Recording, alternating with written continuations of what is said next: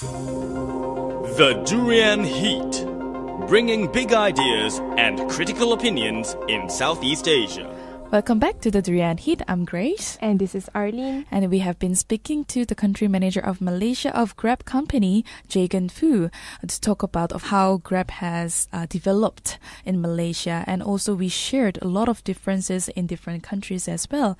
Let's continue our conversation. Jaygan, since it was established in Malaysia, how are the feedbacks and responses from your clients? We grew significantly. As a result of that, we had a lot of investors investing in us, and we continue to grow fast. So that's one.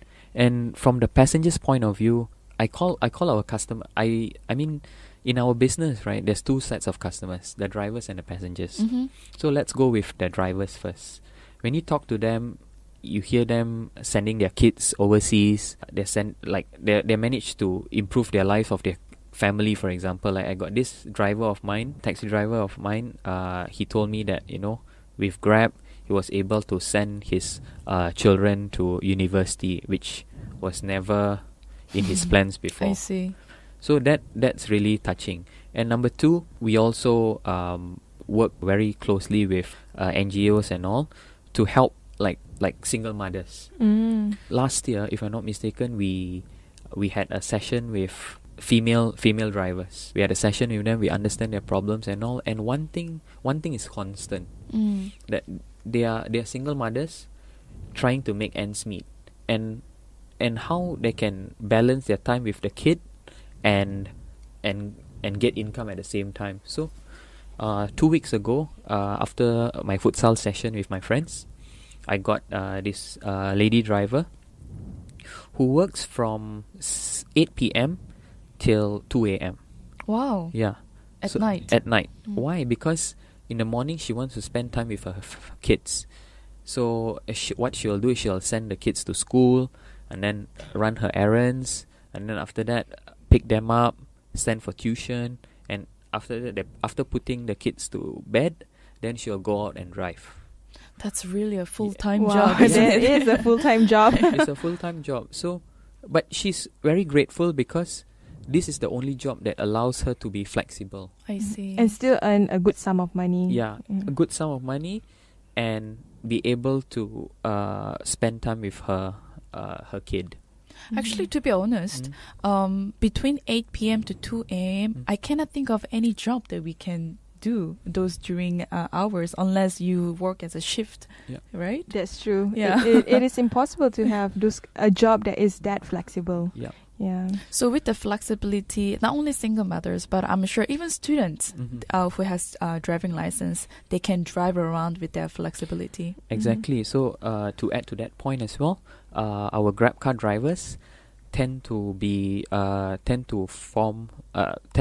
drive after work. Like for example, they clock off at 6, they'll drive to 10, make their additional income to either pay for their holidays, pay their car loan, pay their amenities, bills and all, because as our living cost gets higher, we need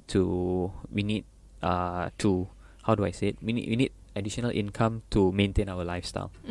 That's true. Hence, we see a lot of people taking up Grab car as a part-time job to make to fulfill their dreams, in a way. Yeah. So in a way, also it also has changed the concept, the stereotyping image of taxi drivers, right? In Malaysia, especially. Yeah, I think one of the key advantage for Grab is it helps the taxi industry to move forward, because for so long people have been complaining about the inefficiency of the taxi industry. That's true. Well, moving on to the next question, which is about another taxi app service, I will call it. It's also tech-based app, which is called Uber, which has been gaining a lot of popularity. If you talk about Malaysia, of course, everyone knows about between a Grab and an Uber. What are your thoughts in this? The one thing I can think about, the huge differentiation between these two is the fixed price. Because Uber has surge price, but Grab Taxi does not have that. But what's your thoughts? Okay, so in terms of them coming into the country definitely validates our presence, as in definitely presence in the early days, where it shows that there's a need for these services. And number two, there's a huge untapped market, like huge untapped market. I mean, I do surveys, I understand the market, and there's a huge market of people who still go hails for cabs. They don't use apps, e-hailing apps. So there's a huge market there that's untapped, which we need to convert fast. And finally, with competition, we only can get better and not be complacent, because with competition, you want to always be one step or two step ahead of them, Right. to have significant dominance in the market. That's true. Especially in Southeast Asia, both Uber and Grab has become the main competitors in the taxi or in the, car services industry. But how do you keep yourself one step ahead among other competitors, including Uber? Well, I think from being an Asian myself, I think we are still very price sensitive, Right. compared to our peers in US or in Europe. So the key question here is, how can I give more value at that price? So our definition of value would be transparency, whereby for Grab car, we are on fixed price. So when you travel, let's say from Bangsa to, let's say, PJ, the fare is about, I think, if not mistaken, 10 to 13 ringgit fixed. So let's say one of the days, if the driver took a wrong turn, for example, you still pay 13 bucks. You don't get charged extra, and it mitigates it minimizes any dispute. And number two, as a driver, since it's fixed, I have the motivation to find the fastest route, because as a driver, I want more trips per hour. Right. That makes sense. So that's how I see fixed price as a big competition. And number two, cash. We take cash transactions because we are hyper local, and we know that we Asians are very skeptics to putting our credit Credit cards, card numbers, right? giving out our credit card numbers. And I mean, it's consistent across all startups that cash is still the best mean of payment in these parts of the world. But Grab also does have the credit card Exactly. feature, right? There? Exactly. Yeah. So we cater to both, because we don't want to. Our mission here is to serve everyone. So our vision is driving East Asia forward, not driving Southeast Asia forward for people with credit cards. Oh, okay. That's Yeah, true. I think to conquer the market beyond just credit card holders or Yes. debit card holders, it means that you can conquer the rest of probably 50% of populations Yes, who do not exactly. really have a bank account or a bank credit card. Yes, I can agree with that. But at the same time, how about current existing taxi drivers? They are still complaining, when it comes to Grab, a company, thinking that their jobs are stolen away. I mean, to be very I'm speaking based on data. Sure. There's still a lot of jobs that are unserved. Unserved by the taxi drivers. And GrabCar's main objective when to come into the market is to serve that spike in demand, especially during peak hours. So during peak hours in the past, there's taxis, but there's more demand than supply. So GrabCar works as a complementary product to taxis to help serve that need. And on top of that, with our recent product update, we have this feature called Flash. So Flash is a product where it combines both taxis and cars.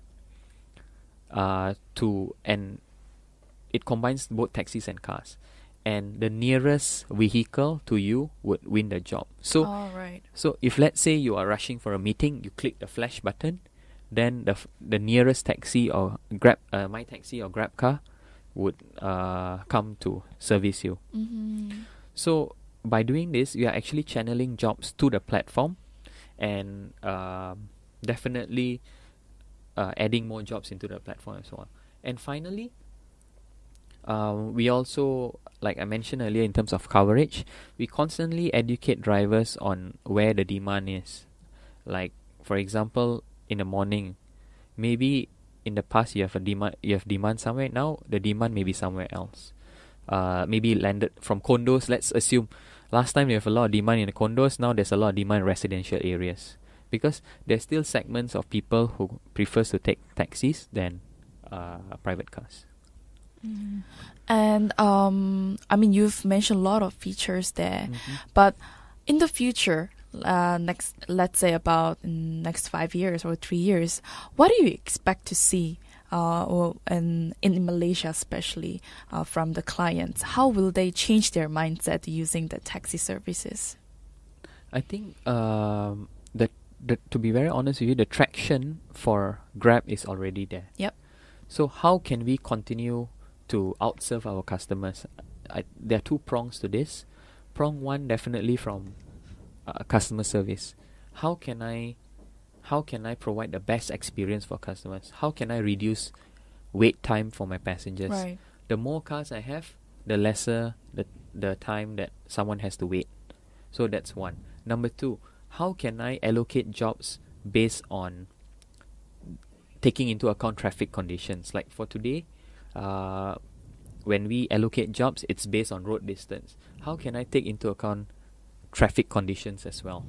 So for example, if let's say I'm close, I'm maybe 1 kilometer to you, but Alin is like 3 kilometers away, but you're stuck in that, that Pasar Malam traffic, that Bangsa Pasar Malam traffic, and she's somewhere in Bangsa Shopping Centre. You may arrive in Alin may arrive in Bangsa Village faster than you. Yeah. So these are things that we are looking at to outserve our customers. And on top of that also, we are looking at how do we attend to complaints fast, learn from it, and also improve from the feedback from passengers.